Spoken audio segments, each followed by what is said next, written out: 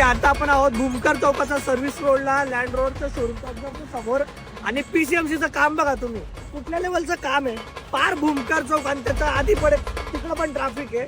आता इथं अर्धा तासापासून उभा इकडच्या लोकांना डायव्हर्ट करायला लावतोय, पण त्यांनी एवढी ट्रॅफिक आहे, लोकांच्या गाड्या खाली घासल्या जात आहेत. मुलांना त्यांना काही इजा होईल, इथे एखादा ऍक्सिडेंट झाला, गाडी पलटी झाली, जबाबदार कोण राहील? काय करताय तुम्ही? आता पालिकेच्या निवडणुका लागतील, महानगरपालिकेच्या निवडणुका लागतील, हे लोक मतदान मागायला येतील तुमच्याकडे.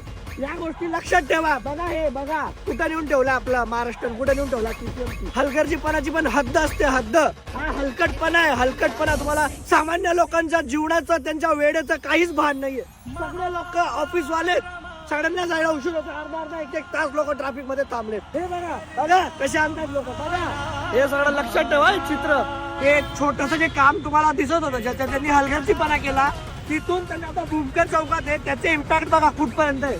इथपर्यंत जाम आहे, इथपर्यंत ट्रॅफिक आहे. लोक लिटरली अर्धा एक तास ट्रॅफिक मध्ये थांबले. सकाळचे 9 वाजले, पीक ऑफिसचा टाइम आहे.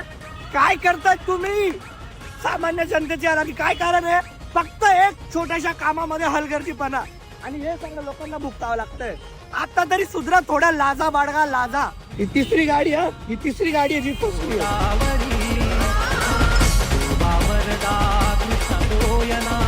त्याची गाडी ठोकली गेली.